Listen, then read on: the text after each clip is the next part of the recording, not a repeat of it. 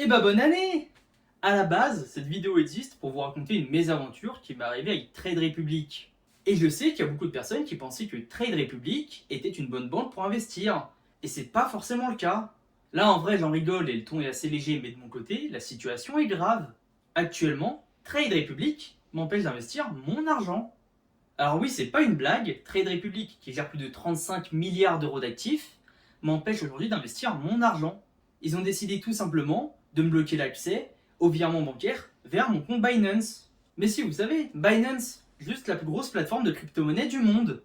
Et bah pour une fois, s'il y a un moment où il faut dire rends l'accès au RIB, c'est là. Et c'est pour ça que dans cette vidéo, on va passer en revue tout ce que Trade Republic a mal fait selon moi. On va reprendre tous les points et à chaque fois, je vais prouver que Trade Republic n'est pas une bonne banque. Remise dans le contexte. Le 30 octobre, je voulais acheter des cryptos. Je fais donc un virement de mon compte Trade Republic à mon compte Binance et je me rends compte sur Trade Republic que mes virements vers mon compte Binance sont bloqués. Je me dis donc, tiens, j'ai dû passer un palier selon eux significatif de virement. Et je vais donc contacter le support pour expliquer ma situation. Alors il faut savoir qu'une banque qui bloque un RIB, ça arrive très souvent. En temps normal, la banque vous informe que vous devez fournir des justificatifs pour montrer que tout est normal.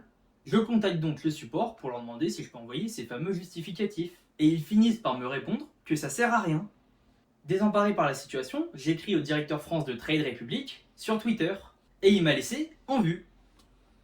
Je trouve pas que ce soit une preuve suffisante. Il faudrait un message du support dans lequel ils disent noir sur blanc qu'ils ne veulent pas que je fournisse des justificatifs. Mais ça serait ouf d'avoir un document comme ça. Bon bah je vous présente un message du support dans lequel ils disent qu'ils ne veulent pas que je fournisse de justificatifs, que le blocage en plus de ça il est irréversible, et le meilleur, que je devrais utiliser une autre banque pour ce genre de virement. Ah! Oups! La boulette. D'ailleurs, ne me demandez pas pourquoi, des fois le support va parler en français, puis en anglais. Alors le truc à savoir, c'est qu'une réponse du support qui ne résout rien, et qui laisse la situation insatisfaite, vous donne le droit d'envoyer un dossier auprès du médiateur bancaire. En gros, c'est simple, si vous avez un litige avec votre banque et que votre banque ne résout pas le problème, vous avez le droit de saisir la médiation bancaire pour faire avancer les choses. Et avec toutes ces preuves, mes plaintes et le dossier auprès du médiateur bancaire, 2 semaines après, Trade Republic annonce de nouvelles fonctionnalités pour la plateforme, comme ils le font depuis ces 3 derniers mois. Leur wallet crypto. En gros, ils veulent proposer les mêmes services que Binance. Mais si, vous savez, le concurrent qui m'ont bloqué. Oh Seigneur, la révérence! Alors attention, je ne dis absolument pas que Trade Republic fait de la concurrence déloyale. J'expose simplement les faits. Pour poser le cadre, voici la définition générale de la concurrence déloyale. Concurrence déloyale fait, dans le cadre d'une concurrence autorisée, de faire un usage excessif de sa liberté d'entreprendre en recourant à des procédés contraires aux règles et usages, occasionnant un préjudice.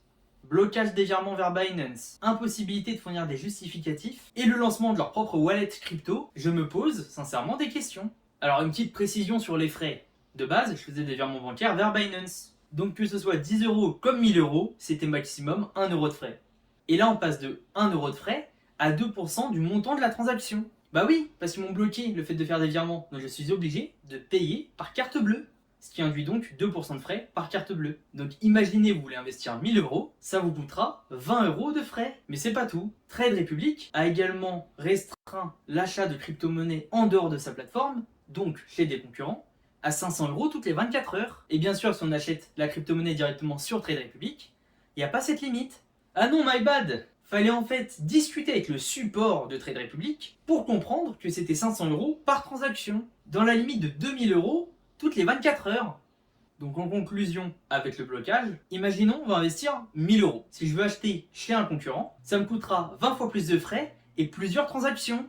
Le résultat du blocage, c'est que Trade Republic devient une solution moins coûteuse et plus simple que leurs concurrents, car ils ont bloqué certaines fonctionnalités des concurrents, que ce soit volontaire ou non. Mais comment ça marche? Comment on peut me dire que je suis limité à 500 euros de crypto et que dans le même temps, si c'est direct sur Trade Republic, c'est illimité, mais que dans le même temps, vous bloquez Binance et que dans le même temps, vous voulez avoir les mêmes fonctionnalités que Binance? Mais quoi? Mais ça n'a aucun sens. Et on en arrive à la conclusion de cette vidéo. Ça fait maintenant plus de 2 semaines que Trade Republic m'empêche, ou du moins me désavantage grandement, à investir chez un concurrent, en espérant que les choses bougent d'ici là, et en vous remerciant d'avance de votre soutien sous cette vidéo.